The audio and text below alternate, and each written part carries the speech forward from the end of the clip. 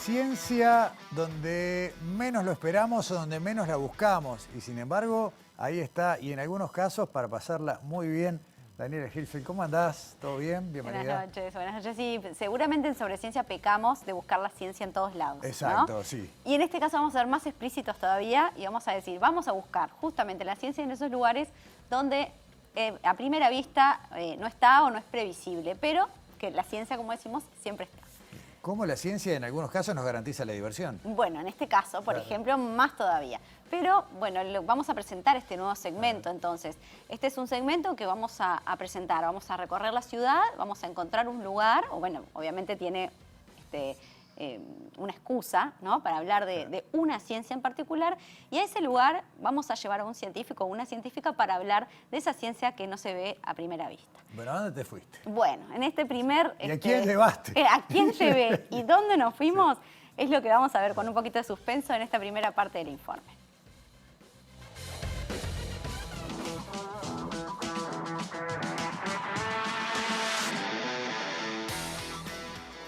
¿Te divierte subirte al mambo, a los autitos chocadores o al barco pirata?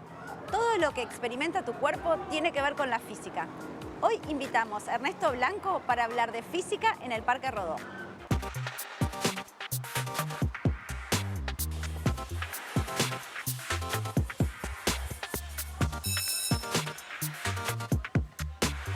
Bueno, Ernesto, ¿cuánto de física hay en el Parque Rodó?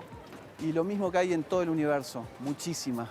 O sea, la física está en todos lados, son las leyes fundamentales del universo, así que acá hay muchísima física. O sea, nos divertimos gracias a la física, entonces. Sí. ¿Y en el mambo qué encontramos?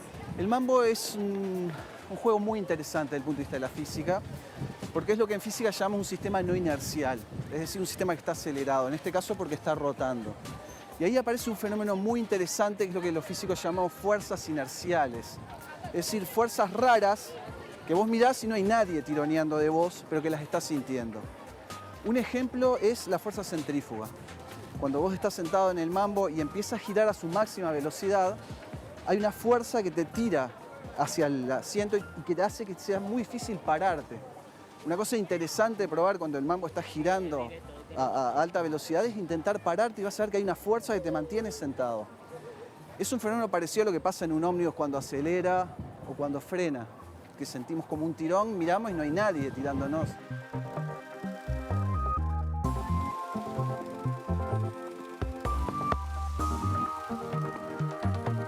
Hay otra fuerza que te puede generar mucha adrenalina si la experimentás.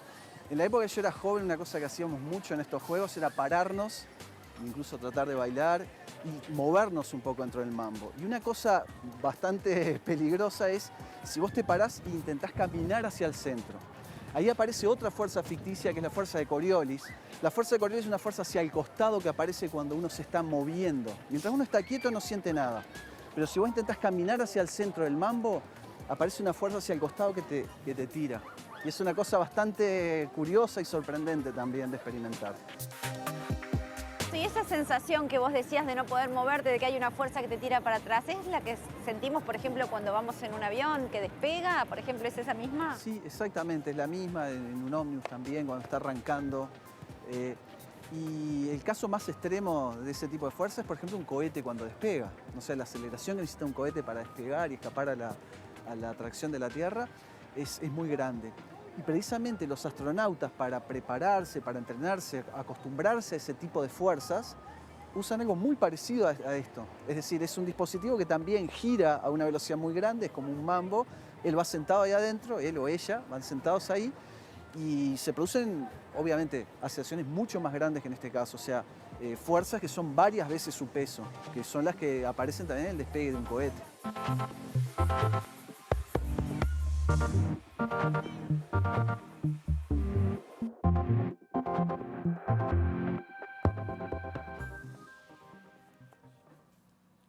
Ahora, En este informe, Daniela, por lo menos en esta primera parte del informe, se fueron de mambo. Nos fuimos de mambo al Parque Rodó. Está muy Nos bien. fuimos a trabajar. Bien, ¿no? bien, Fue bien, una bien. tarde de mucho trabajo. Está, sí, pero, sí, sí. Pero Pero disimularlo no, un claro, poco. va, por supuesto.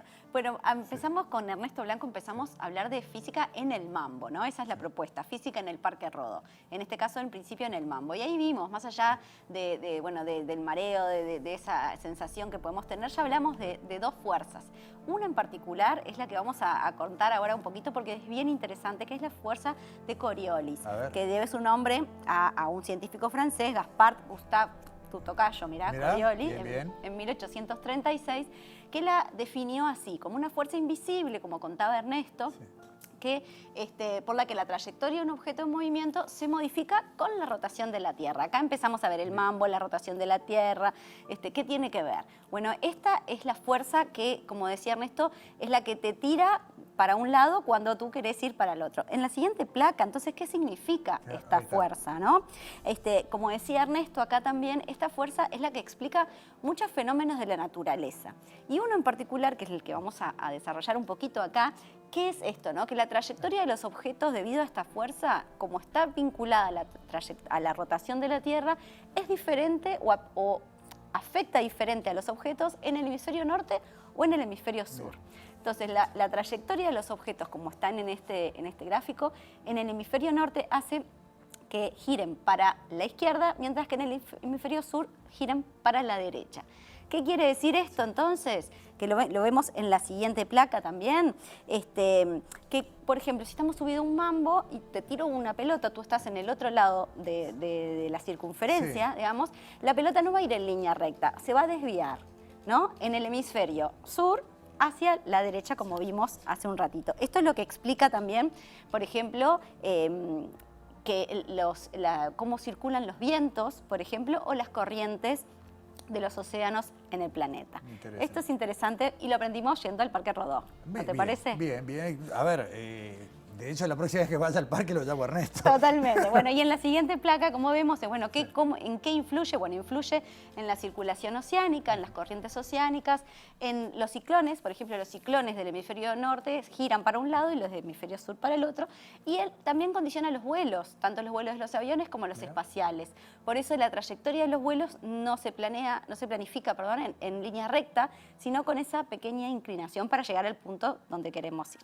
Pero bueno, ya empezamos a hablar de física, no va a ser lo único de física que veamos en este informe. Entonces vamos a pasar a... ¿Cambiaron de juego? Cambiamos de juego, vamos a dos juegos más. Nos subimos a los autitos chocadores y al barco pirata de la mano de Ernesto y vamos a hablar incluso hasta de Galileo Galilei. Mirá.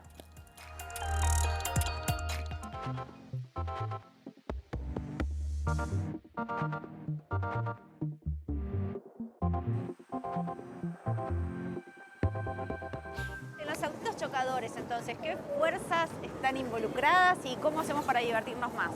Bueno, en los autitos chocadores es un clásico ejemplo de física, los choques, ¿no? Una interacción entre dos cuerpos en los cuales cada uno le hace una fuerza al otro igual y opuesta. En el caso de los autitos chocadores hay una cuestión interesante, que es que en general lo que están chocando son dos objetos que tienen la misma masa. Y ese tipo de choques son muy interesantes, sobre todo si se dan centrales, es decir, los dos coches chocan alineados, que es que intercambian sus velocidades. Si los dos chocan, cada uno moviéndose a una distinta velocidad, van a intercambiar sus velocidades y cada uno va a salir para el otro lado, pero con la velocidad que tenía el otro. Muy importante también en estos casos usar el cinturón de seguridad, ¿no? Claro, sí. Por eso es que también en el tránsito tenemos que usar cinturón de seguridad y eso también tiene que ver con física, ¿no? O sea, en un choque el cuerpo por inercia tiende a seguir, el auto se frena y ahí es que uno puede golpearse contra el parabrisas o salir despedido, ¿no? Y por eso también acá toman la precaución de ponerle los cintos esos también a los niños. O sea, es para niños, pero las mismas precauciones que para un auto de adultos. Claro. Igual acá el riesgo es mucho menor porque las velocidades son mucho menores, ¿no? Que es otro tema de seguridad en el tránsito. O sea, cuanto más rápido uno se está moviendo, más terrible va a ser, digamos, ese efecto cuando se produzca el choque, ¿no?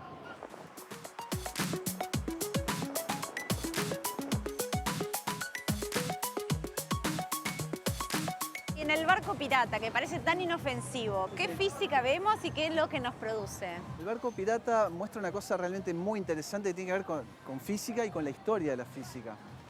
Si uno mira el barco pirata, uno va a ver que empieza a oscilar desde una posición central y a poquito va aumentando la amplitud de oscilación. Si uno es muy perceptivo y está ahí arriba, va a notar que el tiempo que demora en hacer una ida y vuelta del barco pirata no depende de la amplitud. Cuando se está moviendo chiquito al principio, demora el mismo tiempo que cuando está en su máxima amplitud. Y eso es una cosa muy curiosa, es algo que lo constató por primera vez Galileo, siendo estudiante en la Universidad de Padua, tendría unos 19, 20 años, fue a una catedral y vio un candelabro que estaba oscilando, así como oscila el barco pirata, ¿no? Y de a poco iba perdiendo la amplitud, y Galileo le pareció que siempre demoraba al mismo tiempo, y lo verificó tomando su pulso como forma de medir el tiempo. En aquella época no había relojes. Y gracias a eso, después Galileo lo que hizo además fue inventar una forma de medir el tiempo que permitía medir el pulso usando un péndulo. O sea, invirtió, digamos, la idea.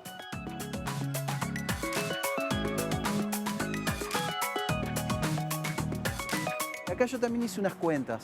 A ver. Haciendo un modelito, digamos, de física, esto sería lo que se llama un péndulo físico, es decir, que la masa no está en un punto, sino que está distribuida en todo el barco.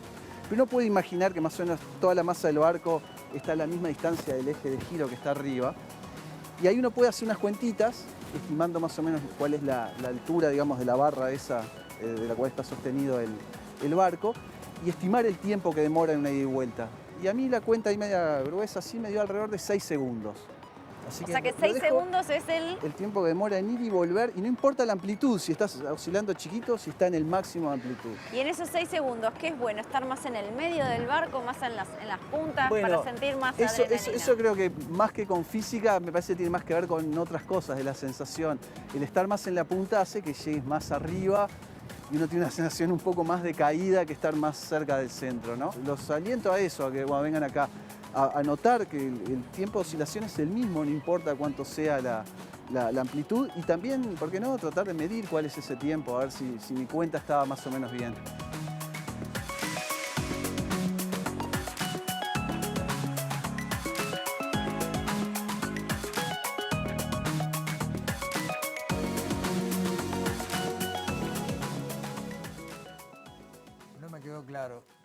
No me quedó claro, Daniel. Al final tengo que verlo personalmente si me siento en el extremo del barco o en el medio. Creo que tenés que subirte varias veces para hacer la experiencia.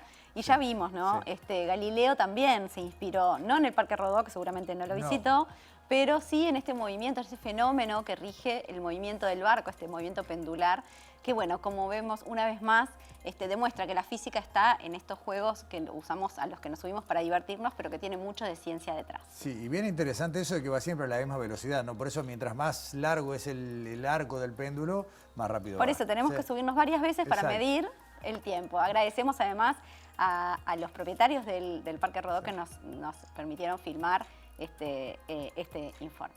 Gracias, Daniela. Hasta la semana que viene.